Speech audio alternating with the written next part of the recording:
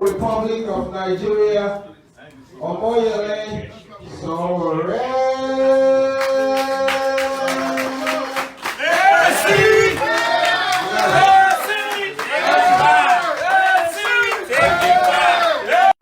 When we call it a man of timber and also a man of caliber, this man is responsible for all the goods that you see in the Bay Area. Ladies and gentlemen, please help me by putting your hands together for my brother and your brother Dapo in the house.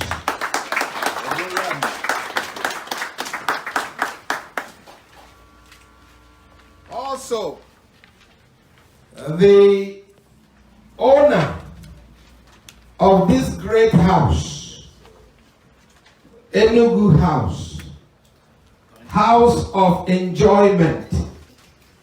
This house made commissioners, and this house is also responsible for the man now we call the ambassador of Nigeria in Russia, Dr.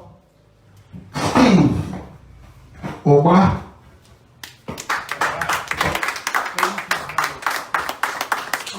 And that man is none other than our own chief, Christopher Chime Ogodo, our landlord and a grand patron of the Great Mickey House.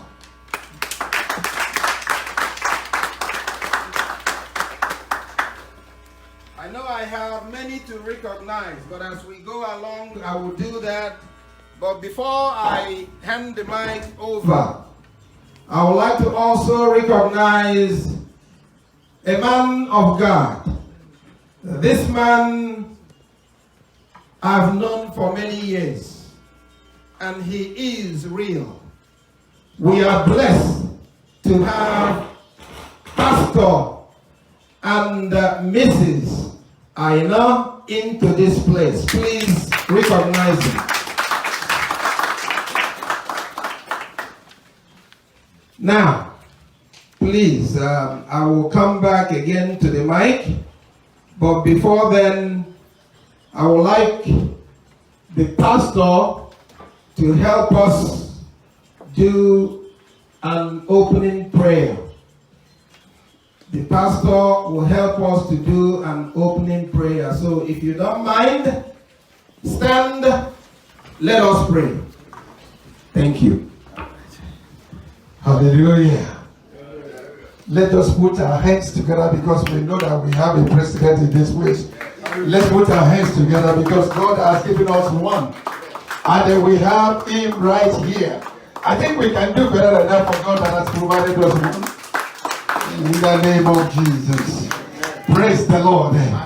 Today is a day of excitement because God has blessed us. God is showing us the way forward. And therefore, he has provided a man. And the Lord is here to begin to open door in a new way. Therefore, we are going to recognize the grace of God that he has given to us tonight and for our next president of Nigeria.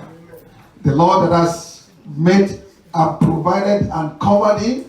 And we're going to pray that the Lord will continue to cover him until he gets to that place. Therefore, I want you to bow down your heads as we honor the King of Kings and the Lord of Lords tonight. Father, we just want to thank you. Thank you because you are the Lord that knows tomorrow. Thank you for the grace that you have given to your Son. And thank you for every one of us that is here tonight to witness a day that is leading to a greater day. Father, we appreciate you, Lord. Thank you for the glory of the Lord that is here. And thank you for the power of the Lord that is here, that is able to make tomorrow. Therefore, we honor you, we appreciate you, and we exalt your name.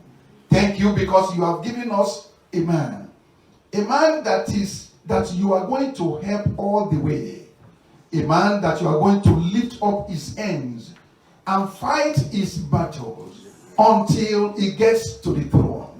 Lord, you did for Joseph. He went through many hurdles, but God, you brought him out victoriously. Therefore, we are trusting in you that our next person is you are helping him out, and Lord, you are going to get him to the throne. Father, we give you all the glory in the mighty name of Jesus. Tonight, we just say we are here tonight to just honor that your son is already there in the spirit, that God, you have made him and prepared him.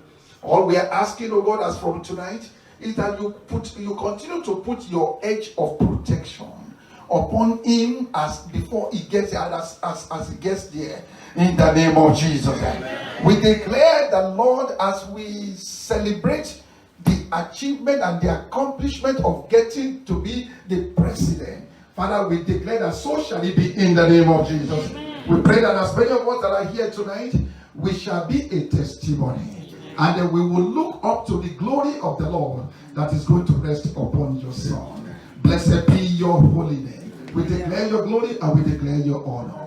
Blessed be your holy name. In Jesus' precious name we have prayed. Amen. Amen. Let's put our hands together for the Lord in the name of Jesus. Thank you, Mr. President. God bless you. Thank you, Pastor. Thank you very much.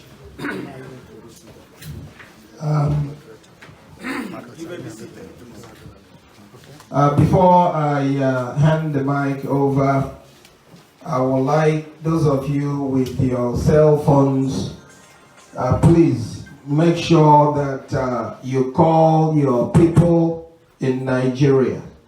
Let them vote African Action Congress. This party is, as far as I'm concerned, this is the winning party. Yes. So, let me now introduce myself before I hand the mic over. My names are George Uchenna Okereke, and I am the spokesperson for our people here in Northern California. Been doing it since 1980 something, and I thank God for being blessed to share my strength and knowledge with our people. So you are blessed also in Jesus' name. Amen. All right, now I will hand the mic over to another man with a golden voice. Brother Dabo will now take over from me. Brother Dabo, put your hands together for him, please. Thank you, Mr. Speaker. I'm not sure about the golden voice, but that's a new one. Whenever I come, I've been here a couple of times for different reasons. And whenever I come here, it's always for something of joy. I never leave disappointed. I'm always welcomed with full arms, and I appreciate that. So thank you for the invitation. Thank you for allowing us to be here. And we do appreciate all you've done to make this happen. Without further ado, our host, who is one of your members, who we followed in, let me ask him to say a couple of words. Mr. Chooks Onwatoju.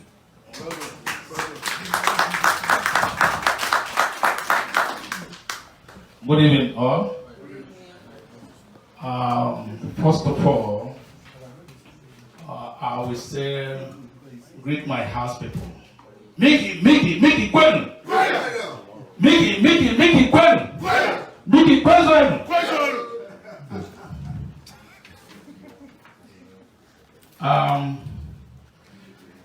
You guys must be surprised of what is going on here tonight. Shocked. It's nothing like I have never seen. But I think maybe sometime, someday, you guys will know why I am doing this tonight. I have some reasons for this. Let me read a little note from me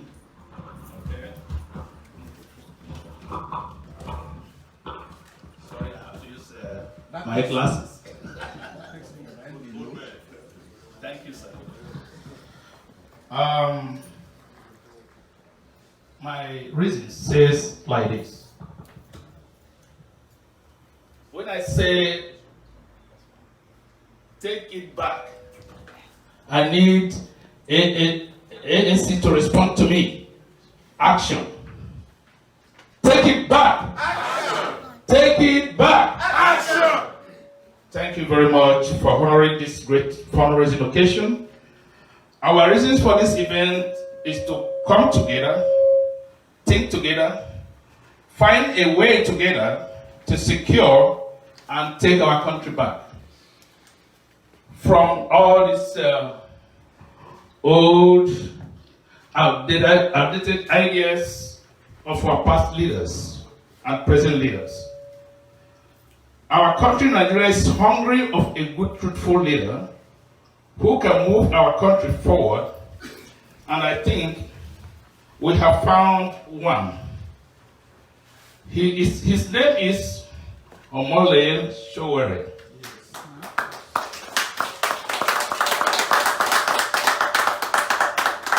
You guys can ask me why. Why? My reasons are not far-fetched. Each time I think of my country, Nigeria, I weep. I do cry. I cry because of our kids, the young ones. I cry because of our graduates. Everything. I cry because of our graduates with no jobs, no hospitals, no roads, no lights, hence insecurity in our dear country, Nigeria. Yes, these graduates indulge themselves to robbery, Boko Haram, kidnappers, cyber thieves, illicit. My brothers and sisters, we are educated, we have traveled, we have seen other countries. So enough is enough. It is time to fight, not by bloodshed, or by gun, or by dangerous weapon, but by peaceful unrest, which we call PVC, voter's card. Your voter's card is very necessary. Take it back. Action! By the way, if you're a member, you can join. Yes, all Nigerian citizens should rise and say no to these looters because our voting right is not for sale. All Nigerians should join hands together, think together, vote together, succeed together by placing a call to all our families, friends, not to vote or follow those who consistently failed all Nigerians, but Sowore. Sowore, AAC, is the party that you guys can call your families for. Okay? Yes, with courage, strength, and humanity, we will take our country back. Yes, our PVC is our weapon, and with this, we say to all Nigerians, both present and past leaders, that hurricane is coming.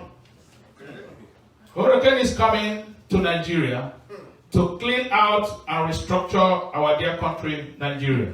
Thank you all. Take it back. Action. Take it back. Action.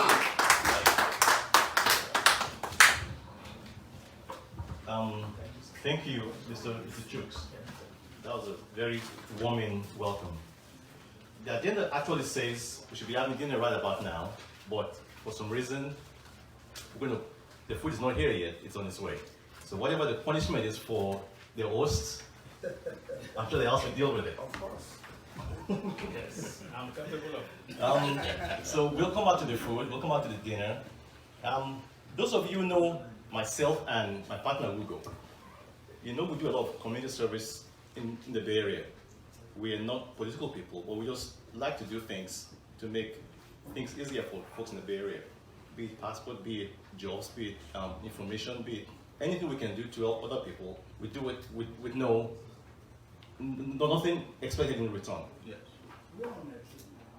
However, we're Nigerians, and the same thing you feel about our country, we feel it. We want to go home, we want our kids to go home. But when we go, we're thinking of security. There's so much uncertainty back there. Those of you who have businesses, where's Chief Elendu? People like him, right, who have businesses, you know, they're doing the business with like one leg in, one leg out. Everything they do, there's no comfort that everything they do is secure. It shouldn't be like that. Nigeria is probably the richest country, one of the top 10 richest countries in the world. But see what we've done with our resources. Nothing to show for it. So when all the politics noise started happening again for 2019 election, I said, oh, here we go again. Is it going to be Buhari versus Atiku versus Saraki? This was about a year ago. We talked about it. And guess what's going on again? It's Buhari versus Atiku versus Saraki. Same old. The movement started. We heard about a movement called Take It Back. Young people, Mr. Omoyele Sowore, declared that we're going to start a movement to take our country back from the looters, from the corrupt people. It was time for those of us on the sideline to do something. And we said, well, maybe this is an opening for us to get involved. All of us can't be complaining, can't be talking, and not do anything. Those of us who are over here, we don't live in Nigeria, we don't have PVC cards, we can't vote. We can't convince people, we can only do two things. Convince our people that want to go and vote, which they might not do. Some of them, they give them $3,000, 3,000 naira. They'll take and go vote for the person and give them 3,000 naira. The last Ekiti election, we all saw live videos of people getting 5,000 naira, 3,000 naira, less than $1. Selling their votes for less than $1 because of the state of the country, because of the economic situation they are in. That has to stop. So when young people, especially somebody from here, one of us from New York, decided that it's time to do something, we figured the least we could do is to help raise some money to support him. If we can't go there, let's try to do what we can do here, raise some money. That's all we can do. So that foot soldiers in Nigeria can have ammunition to take it back. They can vote, they can stop the rigging, whatever they're doing, they can fight fire for fire. And how can they do that is by our support, financial support. That's all we can do. And as such, we urge you in your hearts to dip in your pockets tonight, in the next week or so, and support the movement. Support them. That's why we're doing it. Just support. That's the only thing we can do. Support them financially. We put our hearts, we put our pockets, and we put our networks online to support Mr. Sowore. And it's not something we take lightly. But anyway, without, while we're waiting for dinner, we shall continue with the program. One of the key members of the Take It Back team, which is now the AAC party, is Dr. Joshua Adeoye. He's a public health dentist from Kano, Nigeria. He moves around with Mr. Sowore. I'm going to call him here. Actually, in the movement, he is the director office of the candidate. We call him the chief of staff for Sowore. And he's going to come here and introduce, say a couple of words, and then introduce our special guest tonight, who will then give the special keynote address. Mr. Josh.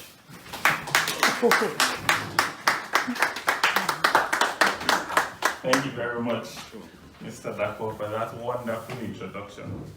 I'm excited to be in California. This is my first time here. And here is the city of brotherly love. Yes. There is only brothers I love here. The women, no, they are busy far. So it's only the women I'm going to ask now to shout, AAC! Action! Take it back! Action! AAC, sorry. We'll polish it, we'll polish it. So I'll tell you why I am here. Then maybe you will understand why he is here. So I'm here because I'm a concerned Nigerian. I'm concerned that when I go to the hospital where I work, professors that taught me die in the same hospital in which they taught me because the system they taught me to function in failed. I'm concerned that citizens are not protected. I'm concerned that I was educated to be a functional literate and not someone who challenges the status quo. I'm concerned that I'm inconsequential, that when I walk down the road, a policeman can stop me and say that, look, you look like you can't afford this car that you just came out from. So enter my car and let's go and investigate in the police station. And so I was sitting down one day and I heard someone think or talk about we inconsequential people. Someone he refers to as coming from the 7th zone of Nigeria, not the 6th geopolitical zone, but the 7th geopolitical zone. We, the forgotten people, the downtrodden people, those who don't have a voice, basically.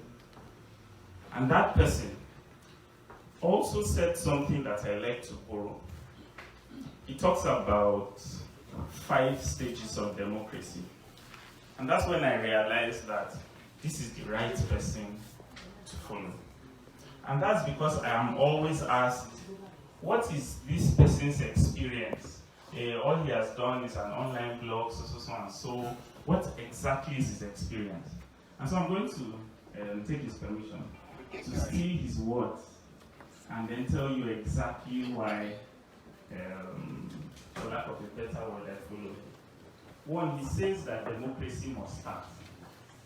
And democracy started when it was taken over from him. As it so happens, he was there. He was there behind Abiola when the election was annulled.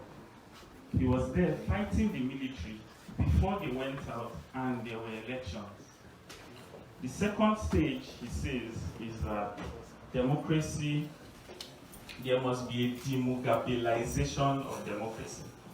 So imagine if a certain person had his desire for a 3rd term.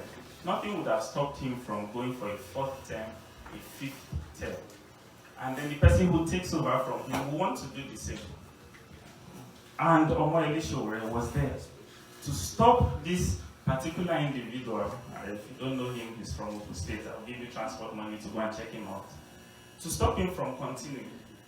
He also talks about the 3rd stage, which is that democracy must be handed over from someone from a, let's call it a majority, we don't like to use the word tribe, but to a minority tribe.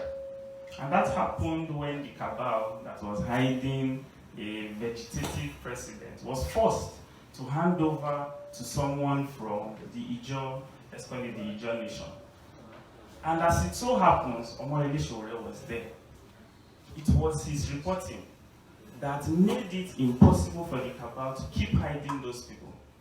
He talks about a 4th stage, which is that democracy must also be handed over from a majority party to the opposition party, or a ruling party to the opposition party. And that happened in 2015, when PDP had to hand over to APC. And guess what? Omoyele Sowore was there. Now, what kind of experience do you need that surpasses that? But he also talks about a 5th stage, which is that there must be an intergenerational change from, he calls them the ODBs, I will not use that today, but from the old school to the new school. You know, people who have analog mentality to those with digital mentality, people who are tired to those who are fresh, who are young, people who run 3 or 4 marathons a year. And guess what? Omoyele Sowore is at the forefront of this move for an intergenerational change. What kind of experience supersedes this? And so, join me in putting your hands together as we welcome the arrow, yes, the chief disruptor, the individual that is going to lead Nigeria and Africa into the next generation, into our destiny, into our future. Please, let's stand up and put our hands together as we welcome Omoyele Sowore.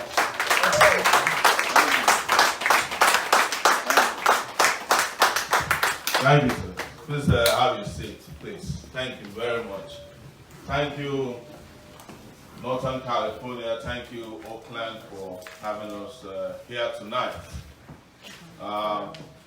Today is very, very important in the life of Nigeria.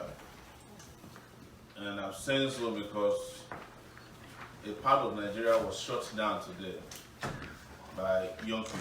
That is the southeastern part of Nigeria, by members of IPOB. And this is the first time today that I'm able to talk about it. And when I go around talking about Nigeria, people ask me, you know, what Nigeria are you talking about? Because Nigeria is falling apart. You can see it already that some people have left Nigeria behind and they want to go form their own republic. And my answer is simple. Every Nigerian has actually mentally succeeded from Nigeria before IPOB came. IPOB actually came late to the game. It's true. Because Nigeria has not supported the aspiration of an average Nigerian person because of what in the southeastern part of Nigeria they call Iberibeism, where you have people who don't know what they are doing running your destiny, and they run the country to the ground. So, but what is the significance of what happened today in the Southeast? It's because people are crying for justice. Justice, justice, justice. They are crying for social justice. They are crying for economic justice. They are saying that they want liberation. But they have been very nice about it. Nice about it in the sense that in other climes, people will not be embarking on sit-at-home protests. They would have done even more extreme things to force these leaders out of the way, to give them the freshness of life that they need. And that justice is what we are also crying for in our movement. Except that, in some ways, I have a little bit of difference of opinion and strategy that the entire African continent could be one space and it will still not be enough for me because I'm a lover of space. But the whole of Nigeria could be a small space, and it's too small for me because it doesn't guarantee me the kind of future that I need for myself even now and for my children. And you can see it from here. I flew 20 hours from Nigeria in one country. What that Alaska is bigger than Nigeria. California. You know what we're doing on our way here? We turned on our Facebook Live and we're driving and playing music to get here. The reason we're doing it is to remind Nigerians at home that you can actually drive on highways for hours without interruption. Interruption of getting killed, kidnapped, or meeting a roadblock created by the police.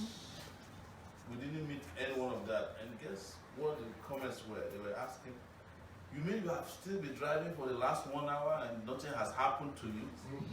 You can see the comments. Some people say, wow, come and see road. Yes. You can go and check this out on our Facebook. And because one of the things we've been doing in our movement is to carry all these Nigerians along with us. So travel with us. See the rest of the world.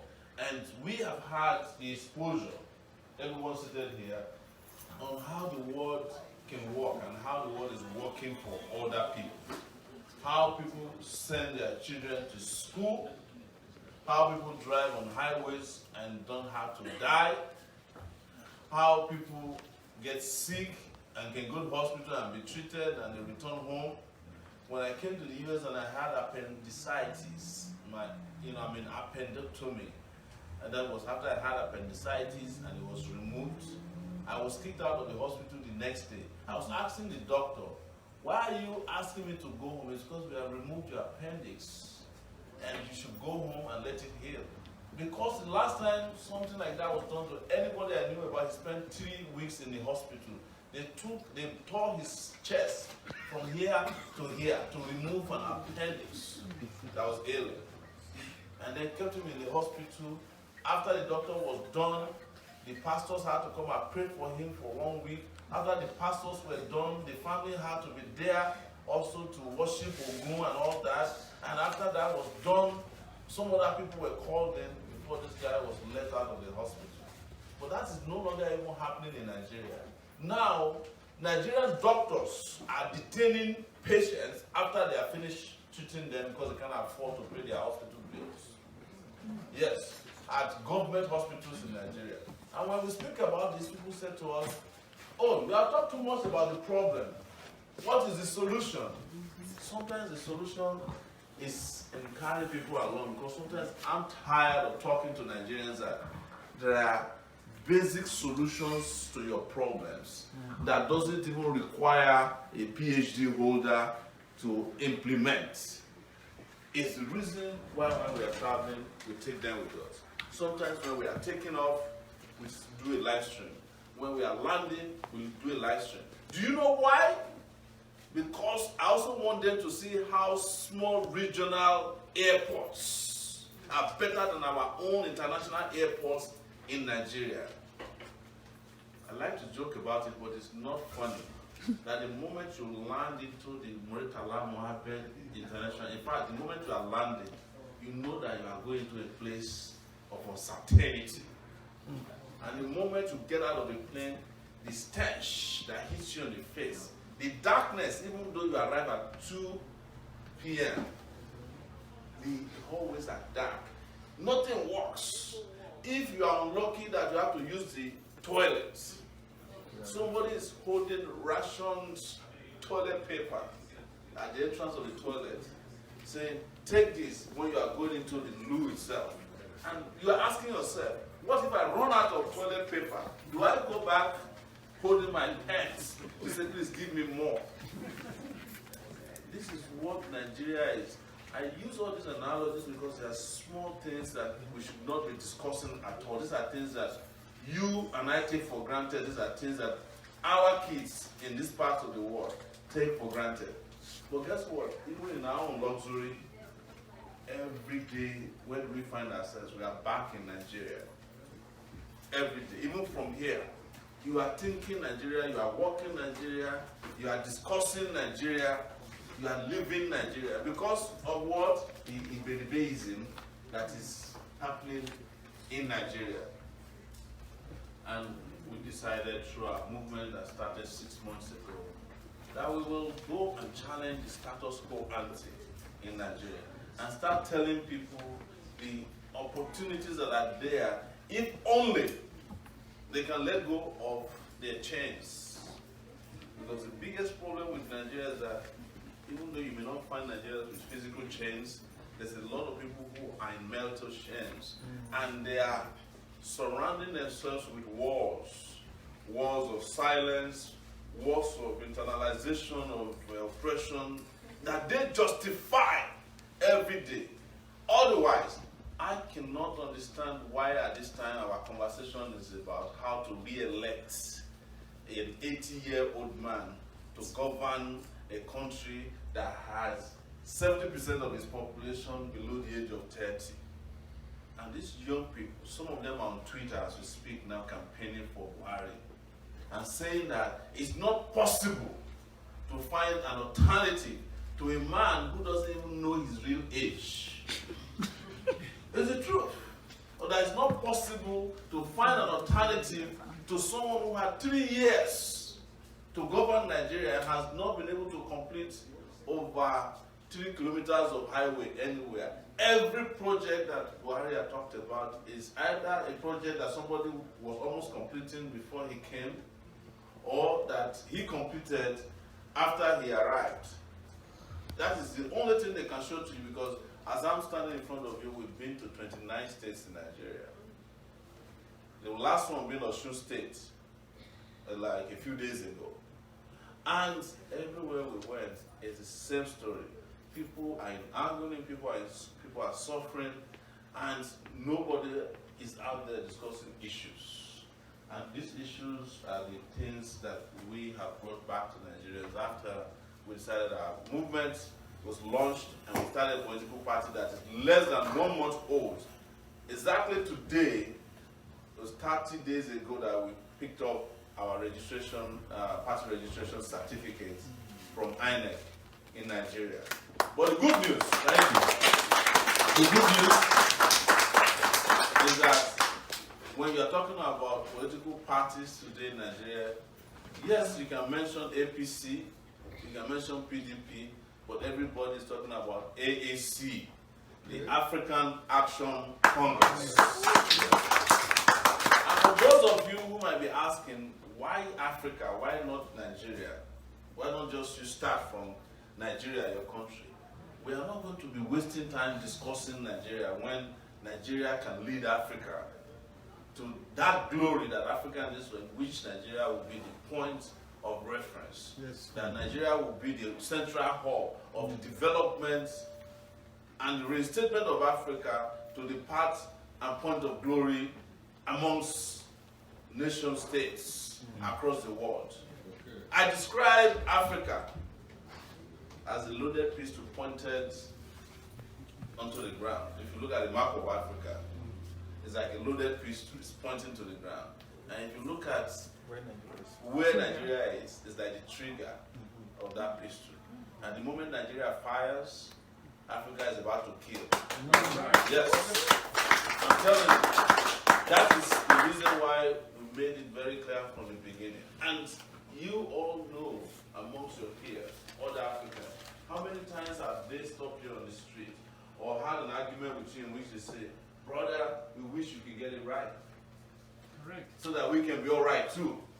But they even challenge you directly and say, what is wrong with you Nigerians? Why can't you just be the leaders that you are? Because no matter how bad the Nigerian is, an African is always kind of jealous, you know, of, I mean, they just look at us and say, wow, this Nigerians, but there's something about being a Nigerian that makes other people to bow when they see us. But, you know, as Jerry Rollins told me when I met him in Ghana, very recently as well, he said, look, you know, I love Ghanaians, but I cannot deny that I respect Nigerians. Wow. Yes, that's what he told me, you know. He put it out. But he said, you know the problem with your people, they're still in love with their oppressors. This was what former president of Ghana, Jerry Rollins, told us. And you know what he did. And when I came back to Nigeria, it was after I met Rollins in Ghana that they started to take me serious, but in a dangerous way. The Nigerian political establishment.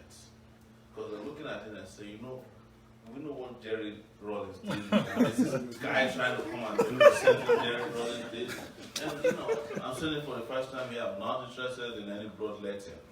But I'm interested in retiring all the people who have been holding Nigeria to ransom. That is the kind of Jerry Rollins treatment that we meted out to them. And I guess I want to tell you something here, which is important tonight. That the moment we break their stranglehold, we break Nigeria away from their stranglehold, people will start to disappear. People will start getting atrophied. Some of the people who have been using Nigeria as their social security department, their ATMs, and their mortgage, what's it called, you know, what they used to borrow money in the banking. Not ATM, you know, when you go borrow money, the collateral. Yes, a lot of them have used Nigeria for collateral. Yes, they've deposited Nigeria as a collateral for their individual lifestyles and for their families. They will start to drop debt. I'm serious. You know, and we know where they are located, but nobody's going to kill them. They'll just start to, because without Nigeria being deposited as a collateral for their own living and existence, they won't be where they are. And the moment Nigeria is removed from that position, because instead of Nigeria working as a living state, Nigeria has been put in the cooler. And there's no way Nigeria can progress without being removed from that position where they have placed it. And the moment Nigeria removes itself, Nigeria will outgrow them. Nigeria will outlive them. And Nigeria will destroy what legacies they said they have built. As we were coming here, there's a young lady in the car, she's here, and she was making a joke about Nigeria's history. That the reason why they don't teach history in Nigerian schools is because our ancestors are still with us. Yes. You know why? Nigeria is perhaps one of the few African nations today that has a president that is older than the nation states of Nigeria. Nigeria is 58 years old as a nation. The president of Nigeria in 2018 is 80-something years old. So it's almost twice as old as Nigeria. That's why they don't teach history, because the ancestor of Nigeria is still the president of Nigeria. You know? So that's the truth. You know, but I'm breaking it down to this level, and I'm trying to engage and interact with all of you, not to waste too much of your time. There's nobody here seated in this room who is not aware of Nigeria's problem. Some of you have done the best you can for Nigeria. Nigeria is not working for you, you left. But the sad news about Nigeria is that it doesn't matter how far you run away from Nigeria problem, it will follow you there. And I can say unequivocally that most of you who are seated here today would rather be in Nigeria than be here. Yes. Because you know the story. Yes, you come to America, you live a great life, but you know the cyclical story of America. The way I've described, which is different from the 5 stages of democracy, is the frying pan theory that I have of America. Every immigrant that's come to America is like a piece of ripe plantain. Yes. And America is a frying pan with boiling oil, groundnut oil. Right? Or it could be palm oil. And when you arrive, America will throw you in the center of that boiling frying pan. And somebody, Uncle Sam, will just be moving you around inside this frying pan. He'll be moving you around inside the frying pan. And one day you get burnt. He will put you at the panhandle. And that's Florida. There's a Florida of life in America, where America dumps you when America is done with you. Because there's constant supply of people who are either shipped to America as slaves or who voluntarily come into indentured servitude in America. That is why when you have children here, after a while, they say they love you, daddy, but after a while, they leave you. And they come checking on daddy, and daddy hasn't gone back to Nigeria. They take daddy to the old people's home. That's the detention home for daddy. And when daddy is put in that place, daddy can't get out, except he's given granted permission. But if you go back to Nigeria today, even if you are still 80, your family will not leave you. Yes, sir. My grandmother is still with us. She's about 90-something years old. We don't know her age in reality. She just tells us her age by the tree that has fallen. So, you know, we say, Grandma, how old are you? She said, there's a tree at so place. If it's still there, you know, you know my age. Or they will tell you the time the Harmattan was the worst, when one bishop was around from Rome. You know, you can't tell their age because nobody was keeping records of all those things. But my grandma is still with us, and she's happy. Because that's how we are, Africans. We don't abandon our own. But we are here in a nation that cares less or care less about you in reality. And I tell people, why would you be an immigrant, come to America and think that you are somebody when people who are Americans themselves, you see what's happening to them on the streets. We are even lucky that we are hardworking. So the solution to this is to create a country for ourselves where we can all live peacefully and happily. You know, no matter how terrible Nigeria is, by the way, when you arrive and you wake up in the morning and the sun shines through the window, there's just some kind of genetic happiness that you get from it. All right. Yes. I'll tell you that. You know, there's just this happiness that you are walking through, you know, the bush paths in the village, and you know, it reminds you of your natural genetic environment where you are born. And you don't get that natural mystic anywhere else in the world. It is the reason I decided after 20 years that I'm going home. I came to America in 1999. By next year, it will be exactly 20 years that I've been here. Like every one of you, when I came to America, I wanted to spend 2 weeks. Is there anybody here who came hoping to spend how many years you've been here? Probably no one. It's either you came for 2 weeks, 1 month, 3 months, and you know, my 2 weeks has become 19 years. But another significant thing is that the democracy in Nigeria that we fought for, as my friend described here, in those 5 stages, will exactly be 20 years next year. Yes, the first time we came to this current democracy was 1999. And by 2019, it will be exactly 20 years. That's a landmark that must change the direction of democratic progress in Nigeria, and we want to lead it. We are stepping forward knowing the dangers involved and inherent in it. We are stepping forward because we know that we can change the country. And I have said, I cannot do it alone, but I'm here to motivate all of you to tell you that we can have a different Nigeria for next year. We can have a Nigeria that you want to go to with happiness, without having to fast 3 months before you go to Nigeria, so that you can make it out. I want us to create a Nigeria that you are not using to scare your children. That is the only thing for most of you here that Nigeria is good for. If your children upset you, you threaten them that you're taking them to Nigeria. Is there nobody here who has ever done that? And you take your children to Nigeria once, they come to say that don't ever take me back there again. And when they misbehave, you say, I'm taking you to Nigeria. I say, see, Daddy, what do you want me to do for you? Because I don't want to go back to Nigeria. But tell them to Nigeria effect. They'll be very, very happy. Tell them you want to take them to any of these islands. They'll be very happy with you. Thank you.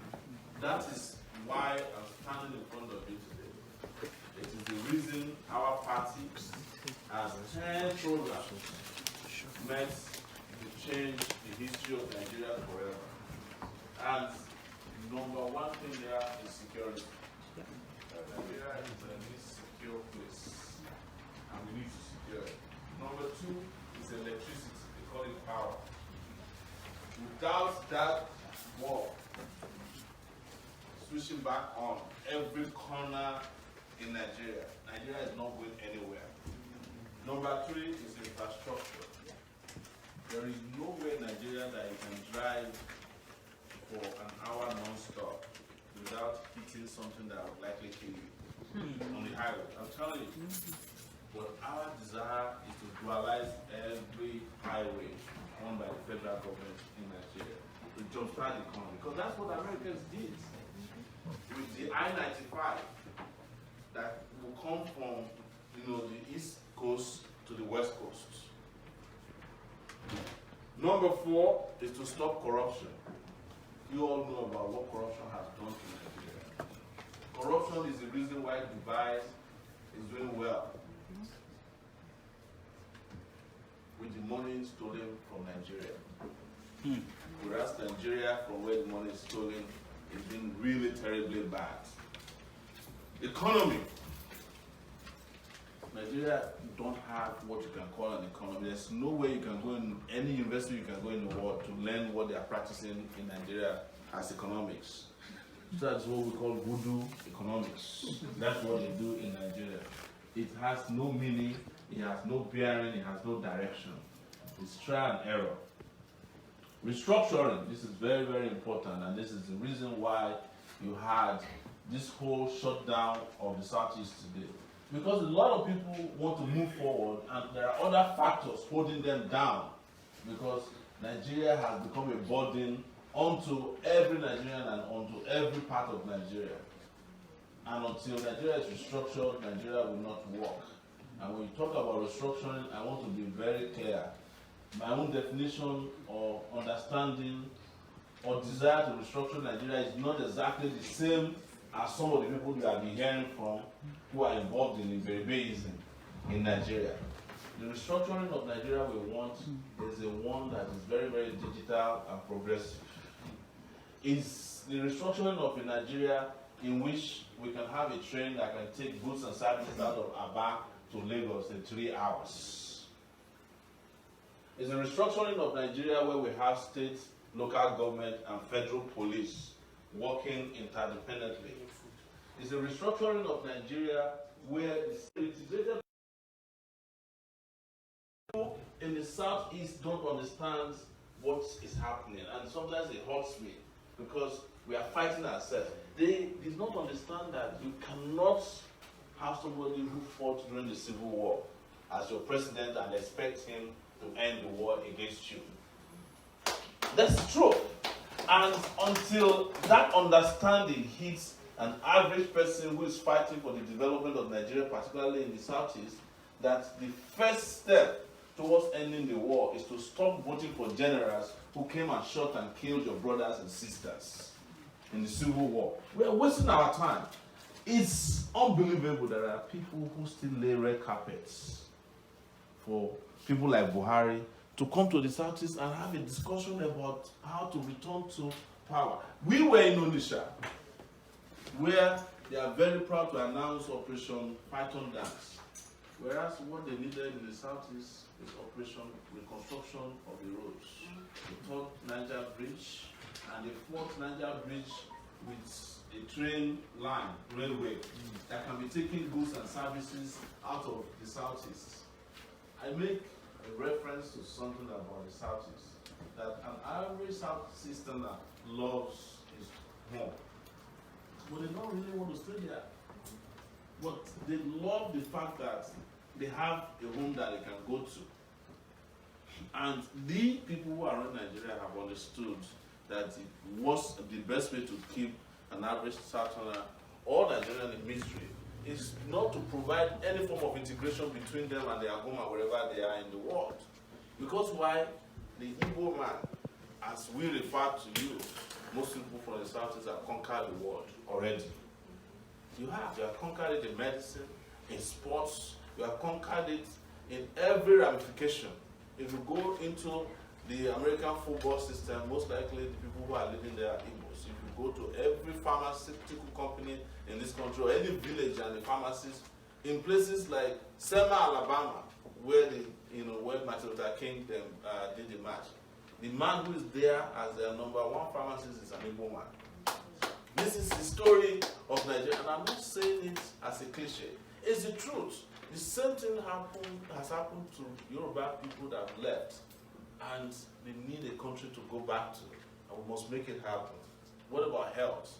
There are no health facilities in Nigeria. Before, they used to claim that Nigerian hospitals are mortuaries. No. If you die in a Nigerian hospital today, there is no formaldehyde to even preserve your body.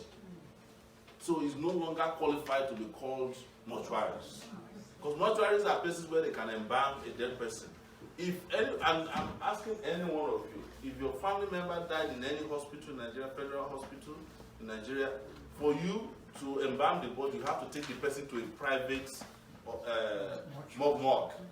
It's one of the biggest businesses in Nigeria, because the hospitals cannot even afford to preserve dead bodies in Nigeria as of today. I'm not making this up. Education, they have taken, education and literacy out of education. Our Nigerian education system is breeding illiteracy and ignorance. And that is what they are thriving on. You have a country where there are no education institutions working anymore, and you add a little bit of ignorance into it, you add other ingredients like religion, and you have a dynamite in your hand. And that is what they are experimenting with in Nigeria. Finally, we talk about agriculture. When we traveled around Nigeria, you cannot find any modern tractor. People are still using donkeys to do plows in Nigeria. People who have 20 hectares of land to cultivate cannot afford to do one. And you expect the country to feed the steaming population, you are wasting your time. These are programs. Programmatically, it's described as Spicer Heats. That is wow. Take it back. Action. So, without boring you any further, I know a lot of you have questions, you have suggestions, you have comments. about what we are doing.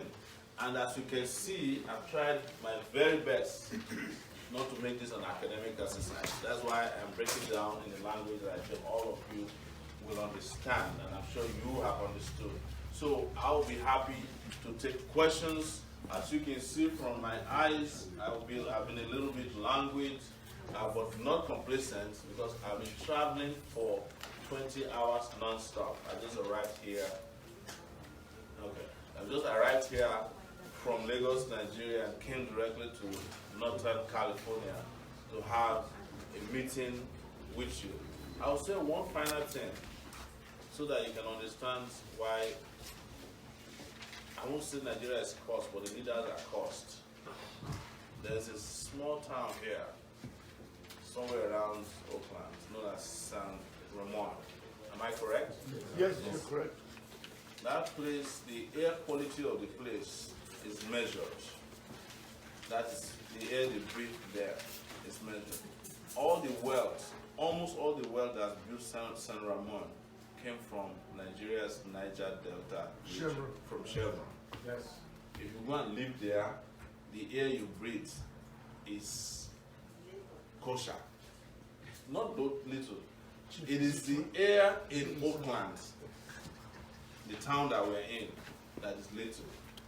Because when they were building the refinery, they pointed the fumes in the direction of the blacks and the pure air in the direction of whites.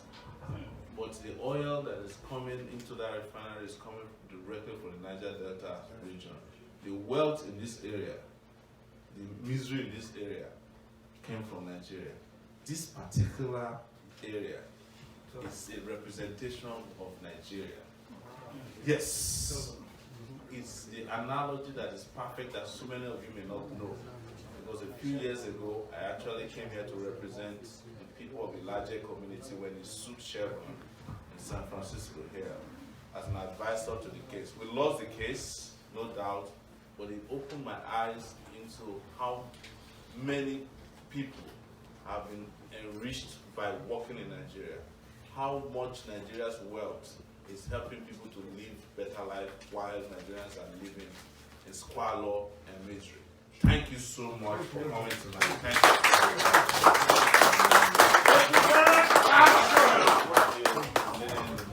Thank you. Well done. Thank you. Thank you. So let's give him a round of applause. Well done. What bravery. And it's because of your bravery that you pulled us all out. Because I'm sure everyone agrees with me that if we have someone else who could do that which each of us desire, that we all are very eager to stand behind you. And for that reason, I'm going to not assume everyone knows who I am. I'm Dr. Veronica Ofwebune. I'm from Iseluku in Delta State. And I proudly am part of and you are doing what's in all of our hearts. We would like to see you get in there and do all the work that you've done, that you have talked about. Every single goal that you have there is what we all desire. And it makes a huge difference that you've also been here just like all of us. How you transition from here to home is that which we'll have a dialogue on another day.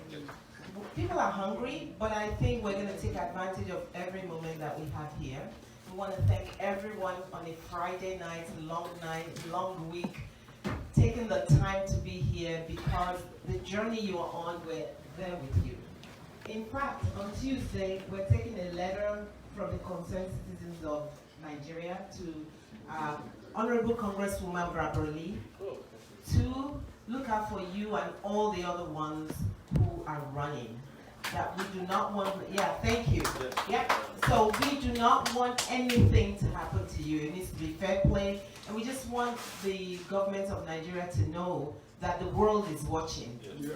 I'm also working with the United Nations group that I'm on the board here locally to see if there's a way we can have Nigeria invite them. Because from all the questions we have, they said they can't just go in. Nigeria needs to invite. So if there's ways that you know that we can inspire or move Nigeria to officially invite United Nations, they will send delegates to observe.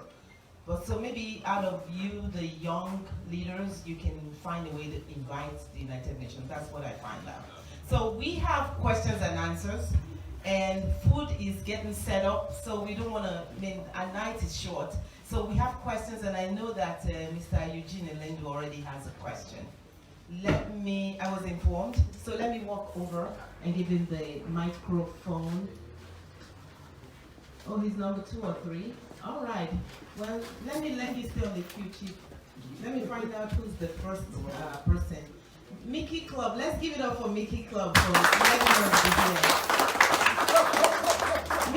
here. Mickey Club is the most respected, highest respected club that Nigeria can boast of. Very honorable men with very honorable ways, and we respect you. I must tell you, I was talking about you in Chicago about 3 Saturdays ago, where I was emceeing an event, fundraising, and they had their own club, and I can proudly talk about Mickey and Mickey Soccer. So you go, Mickey. Thank you, sir. I also want to thank Mr. Chuks Onwatogu for being the host and allowing us you to open the door. Because not everybody can come to Mickey and do this. So it's really very important that you understand how important you are to all of us. And so let me give the microphone and see if the chief of the chiefs has a question, then I can let everybody else ask. Chief. Not yet. Okay. All right. Warming up. That's our leader here.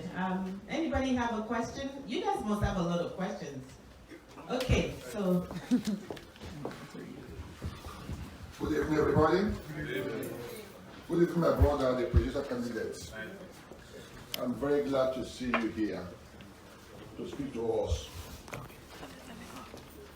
I have some things I would like to raise here. I know whether you'll be able to address it. About 16 years ago, I think roughly 2002, Yes. we had a similar event here. Somebody close to me, very dear, young as you are. He was 49, I think we are 47. That's right. He came here, he told us almost identical of what you just said to us today. How the youth will change the country. But today, he's no longer 49, he's 65. And everything he told us, campaigning for Apuga, the founder of Apuga, Chief Pasokori, is because, unfortunately, I don't think what I'm seeing today in Apuga, in order to look party, is still the same thing. I cannot ask you whether you'll be like them, those youths who were young, criticizing the old, and who turned to be like the old. So please, my brother, bear that in mind. We'll be looking for a result on that. But one area I would like to ask you a question is when you talked about restructuring. Yes. I'm an Igbo, a proud one. You said what you party or you have an idea about restructuring is to integrate Igbos. It sounds too good. It sounds more patronizing to me. I expect the president candidate to come up and tell us exactly how to restructure the country. The idea of regional policy is okay with me. But as an Igbo man, I believe what we are looking for is a true restructuring. If possible, going back to pre-war constitution, where the regions, call it state, whatever you call it now, will be able to make their own decision and move into their best. The mere simple idea of integrating us, no, we don't need integration. We have forcefully integrated ourselves. We're everywhere in Nigeria. We are not going backwards. What we're simply asking is that allow us to grow at our own pace. In essence, the South-South, we call it resource control. The West will also call it restructuring in a different form. Someone recently wrote about it and Warsaw. He called it economic regionalization, where he talked about 7 regions instead of the 6 geopolitical regions we have now. The 7th one was Lagos, and the other ones, other 6 were the current economic political regions. If you can allow them to have independence and go according to their best, I think that will be the structure we're looking for, not integrating those. Thank you. Thank you. Thank you. You didn't introduce yourself. Sorry, my brother. I'm a lender, Eugene Elendo. Okay, I think I spoke to you years ago, possibly. Do you run a transportation company in the area? Not That sure. was my younger brother. Okay. That is his younger brother. Yeah, Yeah. so you see, I know It's a you. small world. Yes, it's a small world. I used to talk to him a lot, and just so that you know, I started even my journalism career with Elendo Reports years ago, about 13 years ago, before I went and started Sahara Reporters. And I want to start by discussing restructuring, from which is your last very profound statement and comment. I want to make it very clear to you that I'm not asking for reintegration of Igbos into Nigeria. As you rightly described, Igbos are already integrated, and I said it very clearly here, that you have conquered not only Nigeria, but you conquered the world. You have reintegrated yourself after a war that led to the death of over 3 million people, a decimation that's almost unseen before in history. You recovered faster than the people who claim to have defeated you in the war. That is the truth. The second aspect that I want to be very clear about is that what Igbos are asking for is social justice. In fact, what we are championing is that in being reintegrated into Nigeria, you want to be moving at the pace that you have been moving independently, because Nigeria is holding you back. The truth is that Igbos are not the only people Nigeria is holding back. The first thing I said at this meeting here is that a lot of Nigerians have mentally succeeded from Nigeria. If you walk into Nigeria today, every house is like a local government to itself. You have to provide your water, provide your security, electricity. So a lot of Nigerians are tired and sick and tired leadership. The third thing you mentioned, which is that we should create 7 economic blocks, which was the pre-1963 kind of constitution. It has a problem that I will talk about briefly here. You see, I don't know about the Southeast that well, but if you ask an average Ekiti man, if he wants to come back to Ibadan as the headquarters of the Southwest region, the answer you get is no. That's the truth. Because even when they created states, some states that were created 30 years ago have not been able to conclude their boundaries till today. I'll give an example of Oyo and Osun states. The third problem it presents is that if Nigeria as it is today is divided into 7 places, and you still have criminals managing the 7 regions, Nigeria, each region will still be worse than it used to be. What am I telling you? Who is the governor of Imo State? Iberiberi. Yes. If you go to Owerri today, it will take you faster to get from Lagos to Owerri by air than to get from the airport to the middle of the town. Managed by who? Okorocha. I name them all the time when I speak publicly. So, are you saying that if we divide Nigeria into regions and 7 regions, and Okorocha is your governor, the regional governor, the East will be worse than any other part of the world? I'm telling you, if we divide Lagos, already Lagos is a region that is economically viable. But do you know what is killing Lagos? The greed of one man, Bola Tinubu. Yes. I'm telling you. Yes, so when you divide another part of Nigeria, the northeast or northwest, and you put Atiku there, you expect development, it's not going to happen. If you divide Nigeria into north central and you put another person there named Saraki, you expect development, you are wasting your time. So even when we finish all the fine paperwork of regionalizing Nigeria, of devolving power, and you still put the same wrong people in charge of Nigeria, you will hate restructuring to the extent that you will be looking for another buzzword for each of the regions to have big enough prisons to jail all the people that we're talking about restructuring.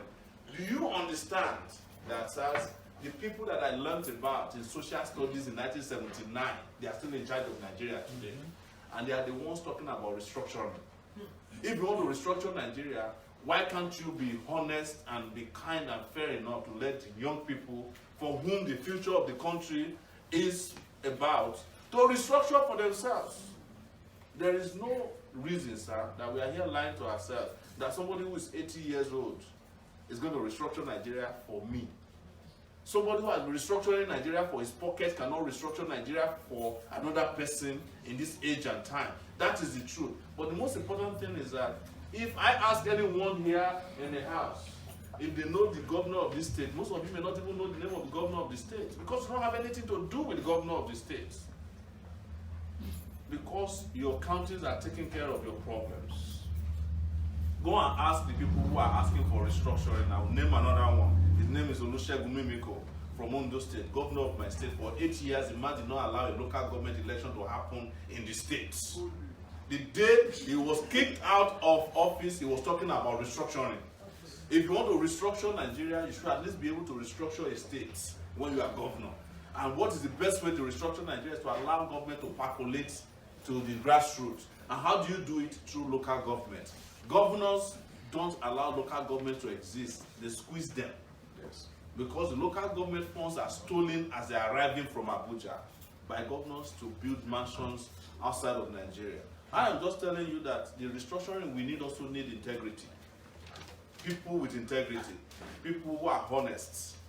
I do not disagree with restructuring. But if you restructure Nigeria and you still put the same people in the driver's seat of restructure Nigeria, Nigeria will be worse than what it is. Then I go to the question of the young man you say came here when he was 49. I am sorry, I don't know the person, you mentioned his name, but the difference between me and the guy who came here a few years ago is that most of us have been making the mistake of voting for people who have no pedigree, people who have no history. Because when people of history come to us, we tell them, you have no experience. That is what I was told when I started this journey. They told me I have no experience. Some people will tell me that I'm only good for a local government election. And I ask the question which nobody can answer. When I'm local government chairman of Nigeria, of any local government in Nigeria, who is going to be your president? The same Buhari? So I'll be a local government chairman under Buhari, and you expect progress. Or I'll be a governor under Buhari and you expect progress. Or I'll be a senator under Saraki and you expect progress. Some people say, well, when you go to the Senate, you know, since you get mouth, you can be shouting there. I said, I'm not running for the presidency of a debating society. The presidency of Nigeria is where you can get things done the quickest, at the fastest rate at this time. And from there, which will answer your last question about restructuring, is to tell you that one of the things I need to have first and foremost with restructuring is the Nigerian constitution to be changed. That constitution is a fraud, created and imposed upon Nigerians by the military. And they put the word, we the people of Nigeria, but nobody was there when the constitution was written. There was a few army generals led by Babangida and the rest of them. So, without addressing the issue of character, without addressing the issue of competence, without addressing the issue of capacity, integrity, every other thing we are talking about, the restructuring will become another theory. And we'll find ourselves in what we call circumlocution. Plenty of motion, no movements. Again, this is the reason why I will never stand in front of you and deceive you. That just one buzzword is going to change Nigeria without looking for people of caliber who can make it happen. Because right here is the place to make the argument. We are around Silicon Valley. where people with intellect and capacity have changed the world from this valley very close to us. But people of terrible character have also turned our own country into the valley or the shadow of death. Nigeria is a country where people go to die. Nigeria is a country where dreams are killed on a daily basis, where aspirations are killed, where people are decimated and destroyed and disenfranchised. For me, the 7th region is our region, and that's a region of people who want to fight and take their country back. That is where I stand, sir. But I do not in any way in this submission disagree with every other fantastic submission you made here tonight, that we must be very clear in terms of who is in front of us, what they intend to do and deliver to us, beyond just sweet words. That's where I agree with you. But I insist, and I insist for posterity tonight, that without people of good character, without people of integrity, and I mean integrity that you cannot doubt, without people of history, without people of pedigree, Nigeria will not be able to achieve any of the fine points you have raised here tonight. If that happens, that we do not take advantage of tonight to change Nigeria, you will still find ourselves in worse situations than you have even described here tonight. Because what will happen is that you have the APC go back to Owerri, the Abga guys will still go back to Anambra, and the APC people will still take over, and you have these two buccaneers just balkanizing Nigerians and sharing it amongst themselves without any progress whatsoever coming to Nigeria, our nation. But if we go just slightly in a different direction, by taking a bold step tonight, we'll find ourselves in a situation described by Fidel Castro, in one of his quotes, that history will absorb me. History will absorb all of us if we do the right thing. Wow. Honorable, we would like for you to sit down for a moment. I don't know where he gets the energy. I wanted to say, bring him a bottle of water, but your voice hasn't cracked. And that really tells me what I feel about pastors and leaders, that it's really a calling. Because on Sunday, for example, like our honorable pastor and first lady, welcome. We can roll over and not have to go to church, right? They don't have a choice. And our leader here, the energy that he's using, don't you wonder, my gosh. And he looks like he can go on for 24/7. Yes. And so that just really tells me it's an anointment, it's a calling. When I see Obama talking, wake him up, tap him, and he said the right thing, it's a calling. And people that are not called, it's obvious when they open their mind, like, oh goodness, what the heck did we do?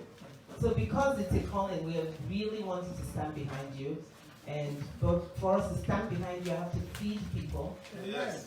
And not only do I feed them, my brother, I trust my Anyoma brother, any kind of drink you want, he has it here. I trust my brother. So I want you all to please eat. Think of questions, because our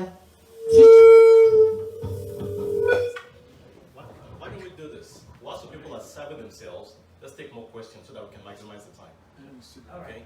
Okay, So good idea. those in the back can go and eat. Right. We have till 12. We know that. Right. So what? Yeah, I agree with Mr. Dako. So we will juggle our time, but I really do want to take a quick break and let people take a break, get some food, get some drinks. Then in a few minutes, I will kind of eyeball it. Then we'll get started. And I see hand movements.